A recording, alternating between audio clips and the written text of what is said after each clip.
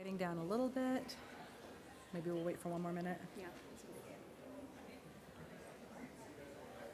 Okay. I think we're going to start. Awesome. All right, we might have a few stragglers, but we're going to get started here to make sure that we can get out for lunch on time, right? A crucial timing consideration. But hello, everybody, and welcome to Visibility Does Not Equal Influence, the secret to accelerating brand interest and trust. As a way of brief introductions, hello, my name is Katie Tweedy, and I am the Director of SEO and Content Marketing at Collective Measures. And hello, my name is Katie Blegan. I'm a Senior Manager of Social Media and Content, and we are really excited to have you guys here with us today. So to start, we're going to go back in time just a little bit to the 2024 Super Bowl. Maybe you remember this commercial. Leftover chicken, scallions, cheese. What am I going to make with this? Meow. Mayo. Hellman's. You can talk. And then she says, and boom, Hellman saves the leftovers. She can't spell. It's mine! Now, our keynote speaker. Is it serious? You lasted longer than most. I mean, everybody loves a cute talking cat, right?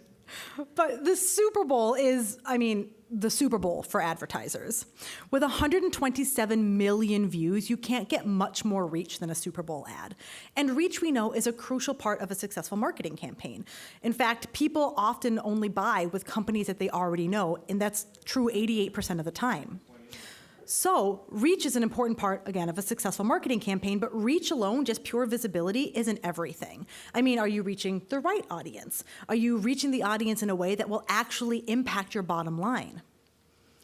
So going for just the largest number of people, sheer quantity of reach, isn't going to be enough to be successful. But then neither is the exact opposite end of the spectrum, going for a teeny tiny micro, very expertly selected set of your audience, right? Like that isn't going to be enough reach to successfully hit your bottom line. So to be successful, there needs to be a combination of reach plus a targeted aspect of your audience.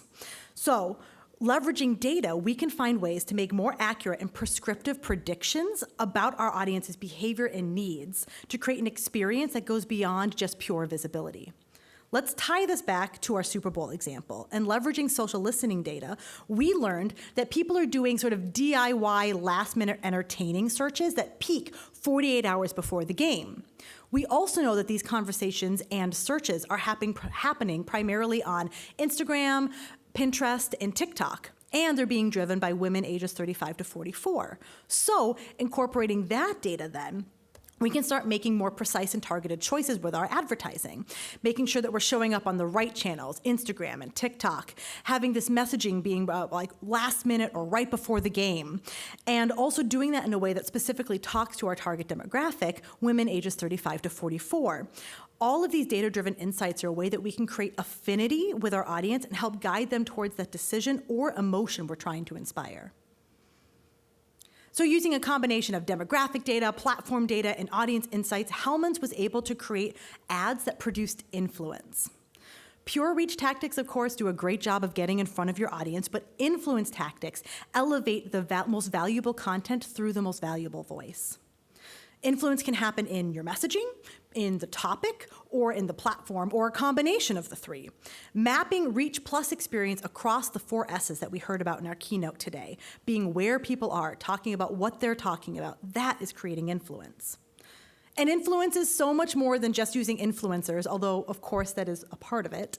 Instead, as we heard, influence is broken out into 3 main aspects: attention, relevance, and trust. And if you don't go beyond just simply reaching your audience, but actually capture their attention, make sure you have relevant messaging and engender trust, then you're not doing enough to win in today's saturated digital environment. So let's walk through each one of these 3 in a little bit more depth, starting with attention. Attention is the ability of the marketing message to capture and hold the cognitive focus of the target audience. And one great example of attention grabbing is this guy. If you're from Minnesota, you likely have a visceral reaction to this billboard. If you're not, Let me introduce you. This is Chris Lindahl. He is a local realtor here in the Twin Cities. And in 2017, he started his Arms Wide Open campaign, which was in stark contrast to the traditional realtor imaging of this like arms crossed sort of like law firm style thing that you've probably seen. So he wanted to do something very different and capture attention. And whoo buddy, capture attention he did. So much so that October of this year, when these billboards launched, there was a whole slew of costumes inspired by this billboard. If that doesn't say attention grabbing, I don't know what does. The next aspect of influence is relevance. And relevance is the degree to which marketing messages align with the interests, needs, and preferences of your target audience.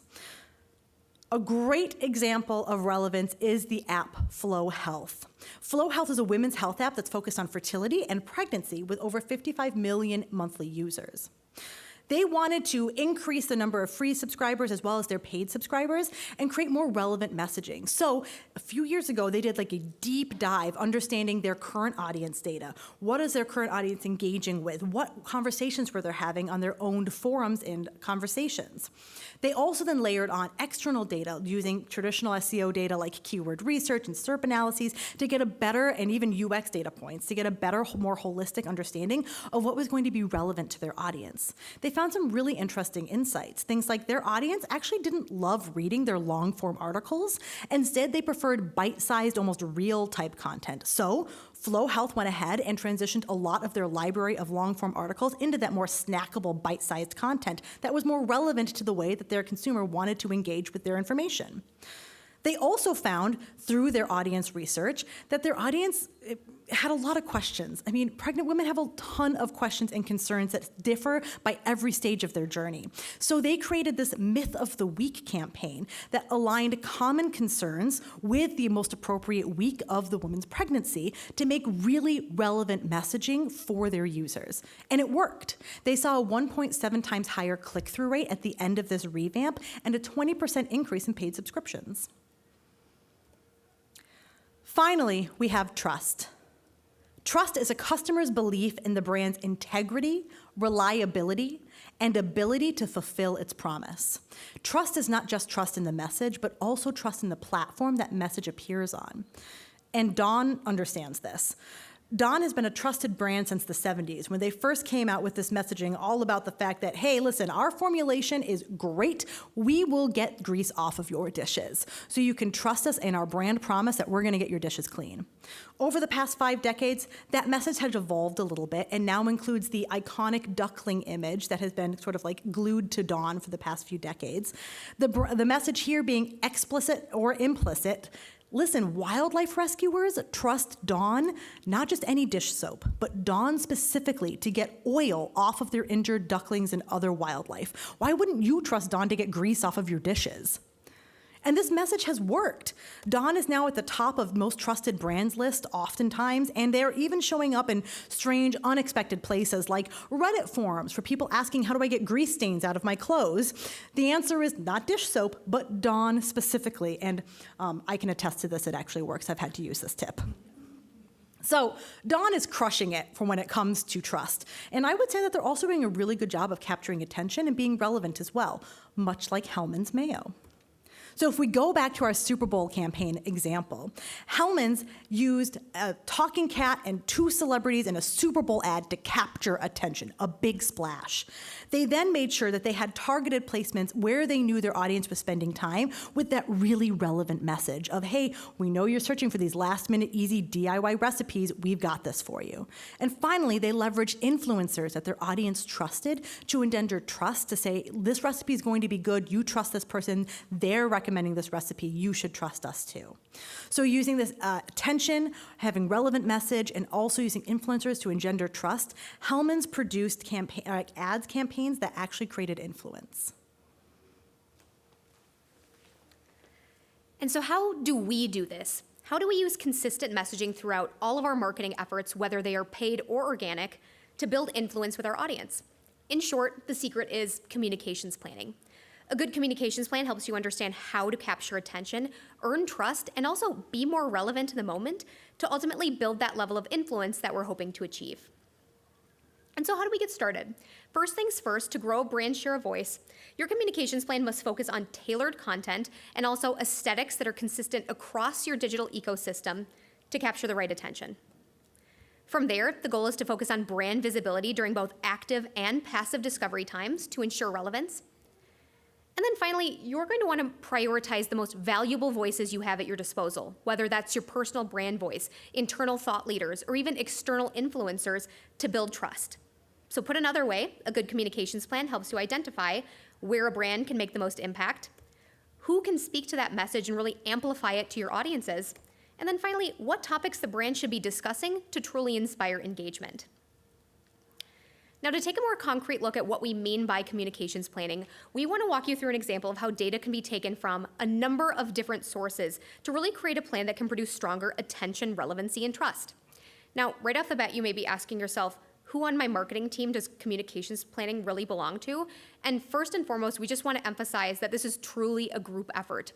This is going to be about combining the resources that you have from everyone from your media planners, your creative team, your SEO experts, to create that consistent and persuasive messaging that can really have an impact on your bottom line. So we're going to walk you through a little bit more about what that looks like. Now, when we think about building the foundations for our communications plan, just about everything starts with traditional data sources that can tell us a little bit more about our audience's background and their habits. This includes everything from market research, audience research like demographics, competitive set research, and also media consumption habits, all of which can provide the groundwork for what your communication plan needs to include. And from this, we end up getting the who and where portion of our communications planning equation. Now, for the example we want to walk you through today, we're going to be focusing on the point of view of a fictional B2C financial services company. We're going to be calling them Birch Grove Financial, that wants to learn a little bit more about consumers that are likely to seek out financial services and how they can create that communications plan. So as you can see, focusing on this specific audience, we were able to pull in a number of traditional data points, such as audience research, so the average age and gender of this potential user, market research that tells us a little bit more about their likes and dislikes, competitive set research that really helps us understand who's already winning in this space and why, and then finally, media consumption habits that tell us a little bit more about where they're choosing to spend their free time. And as I had mentioned earlier, this is exactly how the who and where portions of this plan start to come into play. And thanks to this data, we now have a much better understanding of what type of channels may be the most appropriate for our communications plan and why this is particularly relevant to our target audience. For example, if we know that Netflix is the chosen streaming service of a customer who is likely to seek out these types of financial services, it just makes sense that we want to learn a little bit more about this space and how our messaging can show up in here in a meaningful way. Now, as fantastic as traditional data sets are for helping us understand the background and habits of our consumer, there is already something missing here when it comes to our communications plan. And if you had guessed what exactly do we even talk about on these channels, you would be correct. One of the takeaways we want you to leave with today is that we now know that there are limitations to how far traditional data can really take us when it comes to building influence. If we want to achieve that new level of influence with our audience on a much more personal level, we now know that we're going to have to be quicker, less stagnant, and much more human in our approach to how we discuss things with our audience if we want to make an impact. And thankfully, due in part to emerging tools like social monitoring and AI inputs, we now have what it takes to make this much more of a reality. By layering in organic learnings that capture some of the real conversations that are taking place right now on social media, and also reviewing some of the top inputs that our users are speaking with in these generative AI tools, we can start to craft more relevant and attention-grabbing messaging that our audience is just more likely to engage with because it truly speaks the same language as them. In short, we know that a strong communications plan must look beyond traditional audience data and then use the power of this much more human and SEO data set to better understand what messaging your audience really craves and then how you can use that to your advantage. And so to continue on with our example of Birch Grove Financial, let's say that they want to learn a little bit more about the pain points this particular customer is having when it comes to this category. Here we have social listening data that has pulled in some of the top themes and subtopics associated with the financial services category. So we see everything from customer service and support, lack of transparency, technical issues, all the way to the credit and loan application process, all of which are pain points that these customers are actually sharing right now with their peers and their networks. Now, this data was originally seeded with keyword research that told us about some of the top queries that users are searching for within this category, just reinforcing to us the importance of social plus SEO when it comes to crafting relevant messaging. And now from here, let's say that we saw the largest volume of social media conversation falling under the customer service and support umbrella, and now that we've identified no available online support as one of the top pain points in this category. So we're gonna move forward with how we actually use this to create content creation opportunities. We can then pull in live social listening data from across the ecosystem, so everything from what channels this conversation is actually showing up on, all the way to what words and phrases are inspiring positive and negative emotions from our users, and then use this information to help us understand the context behind this topic and what some of the best ways are to position our own content to show up in a much more natural way.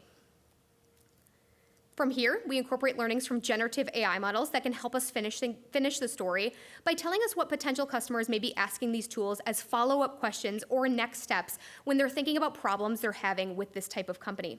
So when we ask the generative AI tool, what other customer service concerns may a consumer have with a financial services company, we found things like a difficult ticket escalation process, lack of self-service options, and also a poor omni-channel experience, all of which we can gather and include within our communications plan to just add another topic and layer that we can use to discuss with our consumers. So as you can see, with all of these data inputs combined, we're now able to produce much more informed insights and then lay out how we can communicate and approach this message. And now thinking about how all of this content comes to life doesn't really stop at the research phase. And in fact, even before we move forward with anything else in the planning process, including creative development, we want to chain together all of our data and observations into what we call a topical framework. This is one of the best ways we can organize all of the opportunities we've uncovered into one distinct plan, and then also helps us walk through how these topics can actually come to life on some of our branded channels. So thinking back to our original exercise, we can take our core theme, resolving pain points, a singular topic such as customer service and support, and now combining that with all of the traditional data we used for our initial research process, we can envision how this takes shape across all relevant paid and organic branded channels. This is really an important way to think about how these content opportunities fall into our larger strategy and can also help us pinpoint how we can maintain a consistent message wherever we show up that fosters greater trust and credibility with our audiences. So now let us show you how these messages actually come to life.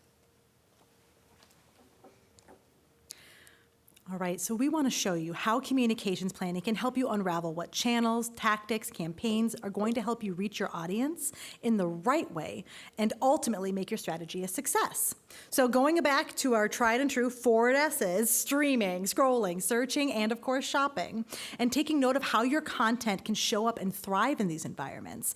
That's how we can complete that circle of who, where, and of course the what, and deliver on our promise to build a stronger relationship with our audience. So, some examples of how this can come to life with all the data we've walked through for Birch Grove Financial, our incredibly real-looking fictional company. So, remembering from our traditional data set, that this audience spends most of their time streaming on Netflix. With that in mind, we'll have ads run on targeted Netflix movies and shows and leverage our communications plan to lean into messaging that tells customers Birch Grove Financial makes managing their money easy anytime, anywhere, because we know that customer service is a major pain point for them, so we're trying to highlight that. We also know that our customers lament the lack of online support and lack of self-service options, so while they're scrolling through Reddit, we'll have an ad that further hits home the point about support anytime, anywhere, even at 2 in the morning. And communication planning goes beyond just media planning. It hits your organic as well. So if we know that our customers have troubles with customer support, we want to make sure that we've got a customer support page that is ready to be successful in organic search. Because we know if a customer has trouble with customer search, or with support and care, what are they going to do? They're likely going to turn to Google to search for that, right? So if we have our care page up and ready and well optimized to show up in organic search, and also to make a frictionless experience once they get there, that's going to support them on their journey. And finally, we'll also have an ad on Instagram around tax season that will focus on that 24-hour support messaging to really influence our audience to convert in that critical time. Communications planning can span across your messaging and provide consistency and, most importantly, create influential messaging that will actually impact your bottom line. I know Katie already mentioned this, but integrated teams are a crucial aspect for a successful communications plan. A strong communications plan, in fact, can be the difference between just gaining visibility and achieving influence. So you want to make sure that your media team, your SEO team, your web development team, your press team, your creative teams are all in lockstep, so that way you have that consistent and influential messaging across all of your channels. Layering communications planning on top of media planning not only ensures consistent messaging across paid and organic, but also enables marketers to create messaging that actually influences audiences rather than targeting visibility alone. We know that the customer journey is not as linear as it once was, but by taking time to learn more about your audience with your traditional data set and then layering in real insights from organic listening, your plan can stand out amongst the crowd and build that sought-after influence that brands are trying to achieve. Thank you all so much for attending this session today. We really appreciate it. And we have a little bit of time for Q&A. Thank you.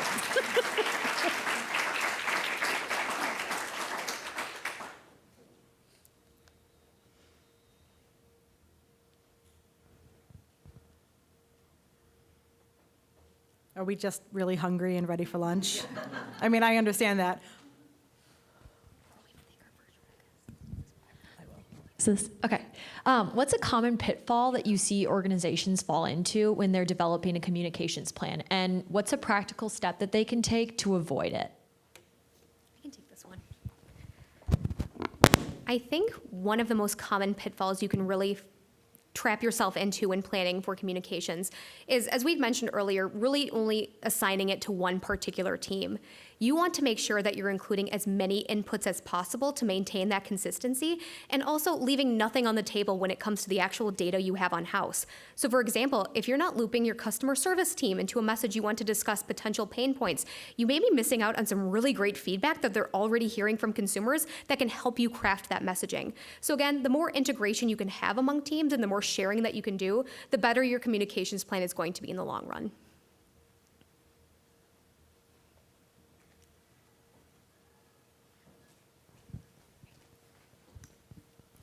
How often would you recommend reviewing, updating, adjusting your communications plan after you've had it developed in-house or through an agency partner? Sure. I would say at least annually to do a refresh. However, if you're an incredibly volatile industry, you might want to be doing that on a biannual basis.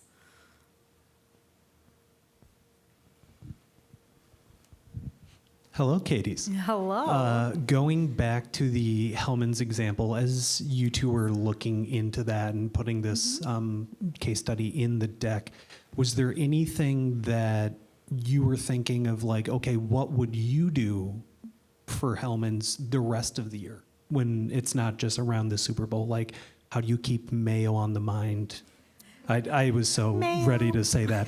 But how do you keep mayo on the mind the rest of the year when there's no big sporting event? One thing that we actually didn't touch on in this presentation, because y'all don't need to hear the ins and outs of a Hellman's campaign, right? But is they have actually had a multi-year-long campaign about reducing waste and saving the leftovers, and as mayo being like the figurative glue to like meld your leftovers together into something new. But this idea of like lessening food waste. So that is a message that they sort of wove in. I have watched that commercial so many times that it is like burned into my brain. But if you remember under that commercial when the cat was at the podium, there was like the save the leftovers messaging behind them. So they like sort of wove that message through. To answer your question, I would continue that messaging and sort of try to hit that on the idea of like food waste, let's eliminate food waste. And if I can, continue to use that cute cat image. Potentially Kate McKinnon too, because she's fabulous, but I don't know what their contract was with her. But leaning into that message is something that they've been doing across the multiple years. That is sort of like an evergreen message that ties into this campaign as well.